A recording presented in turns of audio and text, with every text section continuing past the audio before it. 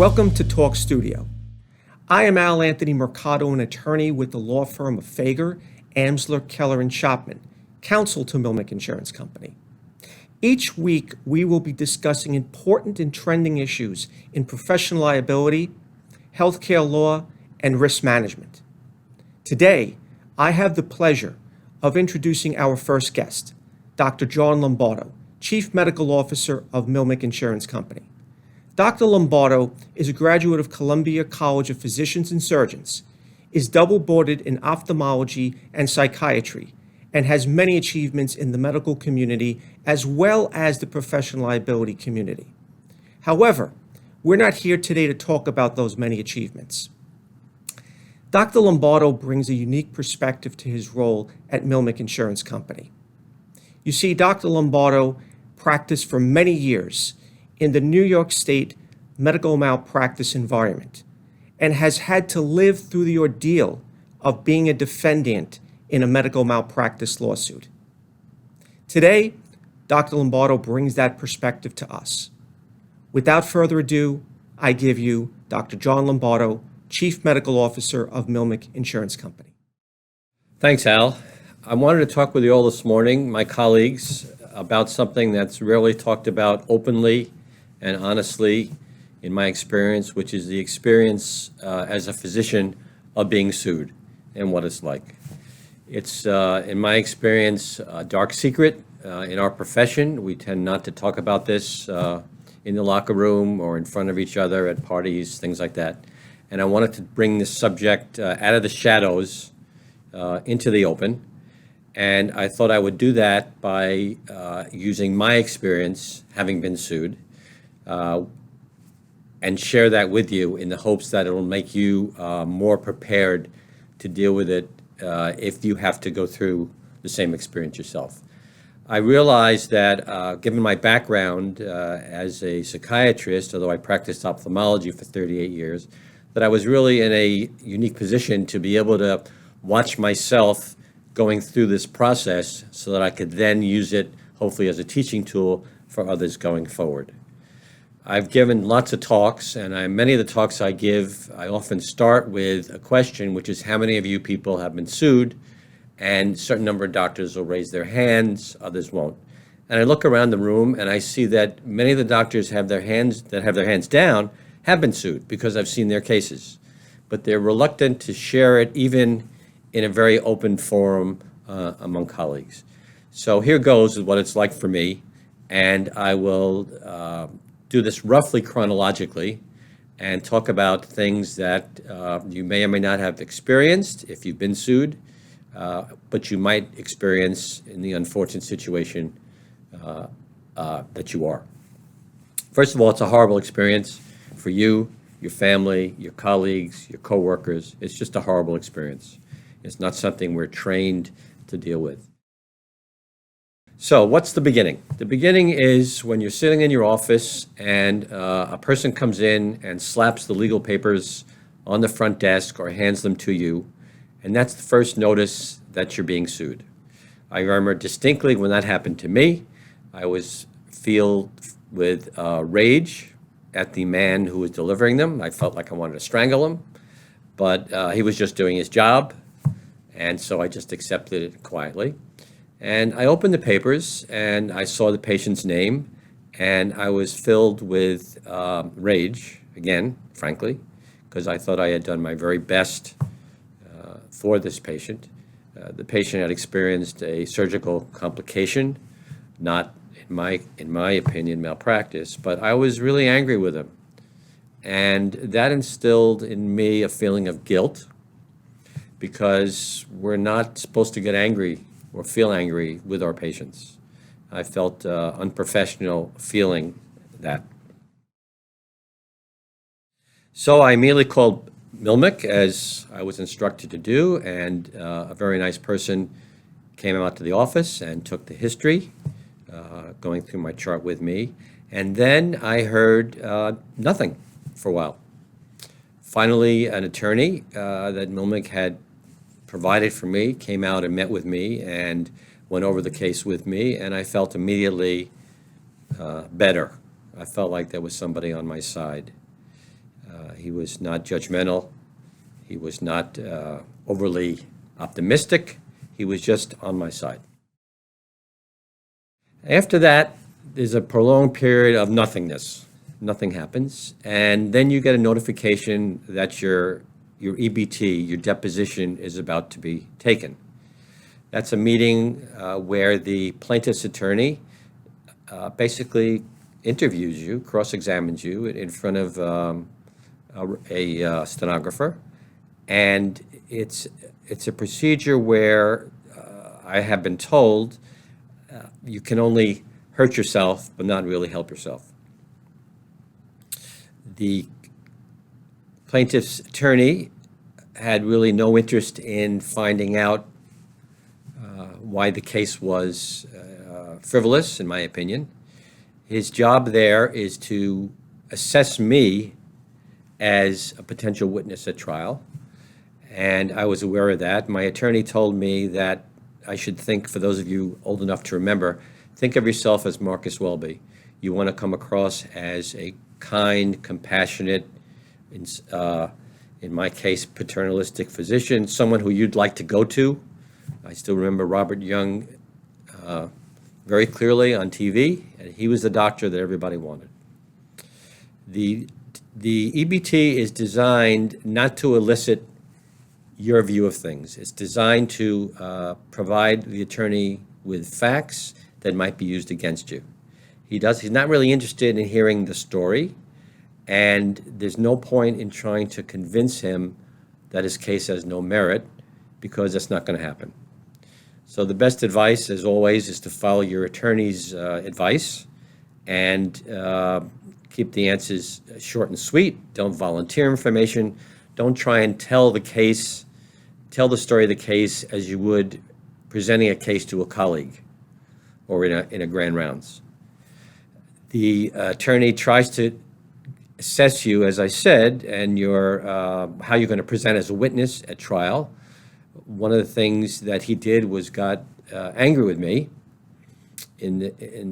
as I understood it, in the hopes that I would, trying to dissuade him from being angry, agree to questions or provide answers that I thought would calm him down, but which really weren't accurate. So I resisted that. I remember distinctly that my last name is Lombardo. I remember distinctly him calling me Lombardi.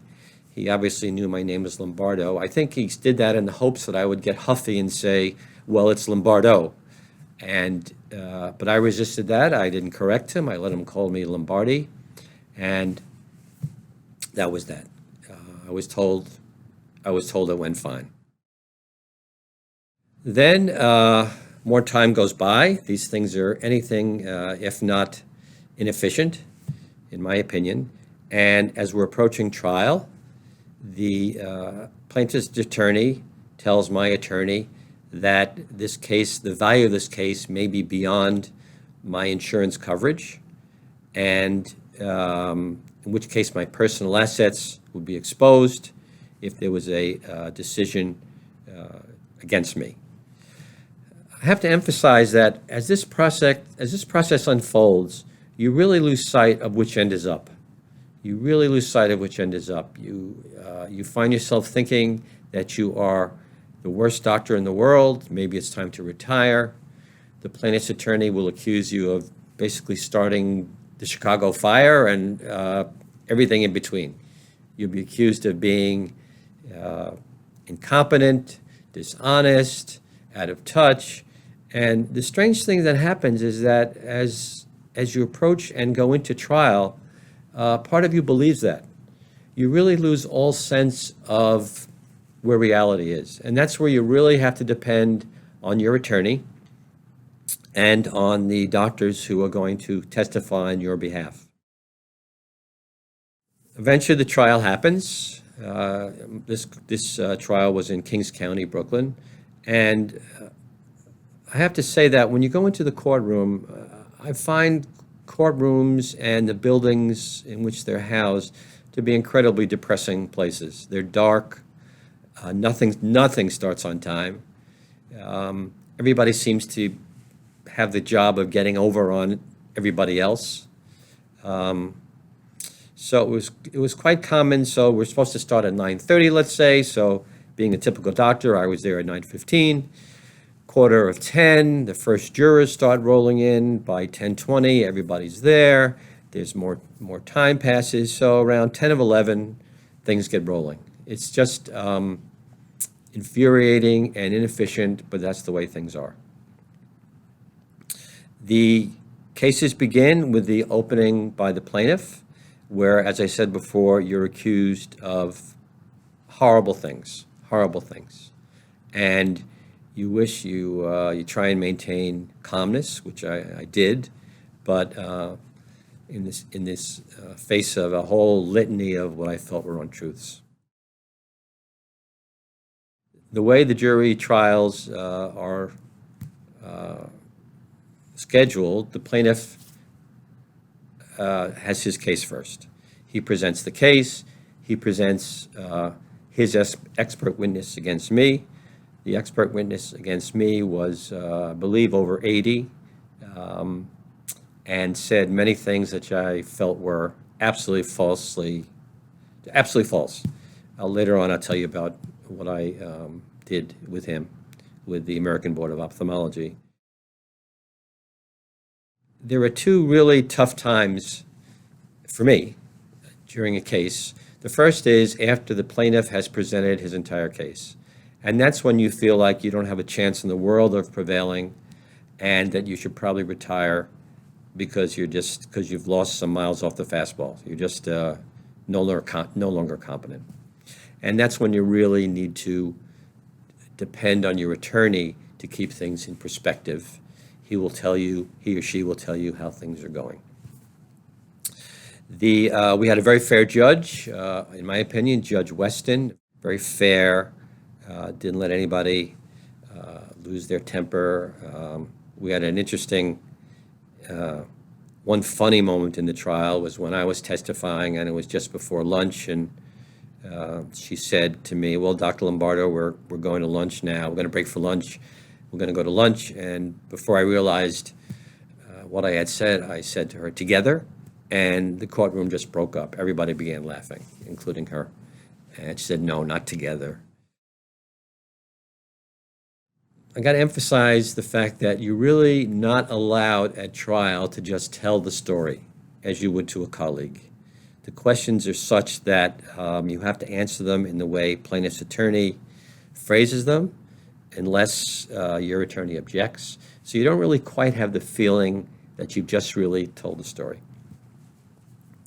So now it's time for my case and my experts. I had two experts who were just wonderful. You can't talk to them before, obviously during, but they were convincing, persuasive, and I'm really so appreciative of them. Let me throw in a little plug here, a little advertisement.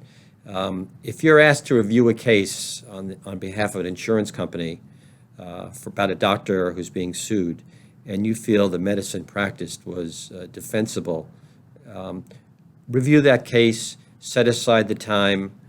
It wreaks havoc with your schedule. Testify for that doctor in court if you feel that you're ethically able to, because you're going to want someone to do the same for you when it's your time to be on trial. The case gets presented, jury goes out, the plaintiff's attorney asks my attorney if I'd like to settle this matter, and I had enough of the presence of mind to tell my attorney, hell no. He thought things were going in well. And the jury came back, and fortunately they came back with a verdict in my favor. It's at that point, it's prior to that, just before the jury comes back, that you also feel really low and nervous and threatened. That's where you really need to be guided by what your attorney recommends. And MLMIC has an incredible panel of defense attorneys. I had an attorney who I trusted from the get-go. He used to keep a pad by his bed at night, in the middle of the night. If he had an idea, he would wake up and write it down so that he hadn't forgotten it by morning. I mean, that's the kind of dedication that he had. I can't imagine how these defense attorneys, for me, it was a couple of weeks out of my life, and then I was back to being a doc. I can't imagine how these defense attorneys go from one case to the next, because the tension is just unbelievable, and I'm very grateful to them and what they do. They could be making a lot more money practicing corporate law, but they choose to defend us, and I'm very grateful for that. So the jury comes back, and in my favor. Needless to say, I'm incredibly relieved. The plaintiff's attorney comes over to me afterwards and says, I forget the exact words, that this was nothing personal, and he extended his hand. Maybe this was small of me, but I did not extend my hand. I did not say a word. I walked away. I felt like he had attempted a legal mugging and was unsuccessful. So I'm leaving the courthouse, and there are the jurors all talking amongst each other on the plaza. And I went over and I thanked them. And in the following 12 months, 2 of them came to me to see me as a doctor, which to me was, it felt really good. It means they really had trusted me and believed me with what I had to say. So I want to emphasize that it is a horrible experience. MLMIC was behind me every day from start to finish about this case, and I'm very appreciative to them. I now, although I'm the chief medical officer at MLMIC at the time of this trial, I was not. I was just another insured, but I always felt supported by them. The key thing is not to let these trials, these experiences, sour you on the practice of medicine, not to let it, not to take this home to your family, not to change the attitude you have about patients and the work that you do, because in my experience, in my opinion, I should say, that's when they've really won. That's when they've really won, when they've changed your attitude, if they've made you jaded about the practice of medicine. So it's a horrible experience. You can get through it. MLMIC will help you get through it. I haven't been sued much. I've been sued on more than one occasion in 38 years. I probably won't be sued anymore since I've stopped practice, but we are there for you.